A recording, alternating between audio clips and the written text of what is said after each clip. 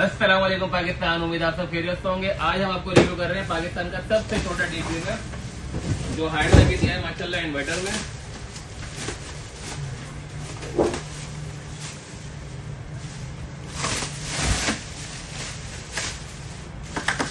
ये देखें, हम जरा करीब आइए। माशाल्लाह सबसे छोटा डीप फ्रीजर है। इसकी मेजरमेंट करके दिखाऊंगा आपको। फ्रंट जो है इसका 28 है और अंदर से अगर काउंट करते हैं इसको हम तो ये पूरा 23 आ रहा है। और डेप्थ जो है इसका अगर अंदर से काउंट करते हैं तो 16 आ रहा है। और हाइट अगर इसकी हम काउंट करते हैं भाई विदाउट बॉक्स तो 32 आ रहा है। और 100% ये इन्वर्टर है, 100% कॉपर है। किसी भी भाई को रिक्वायर्ड हो तो मुझसे जरूर रब्ता करें। फिर मिलेंगे इंशाल्लाह। अल्लाह हाफिज।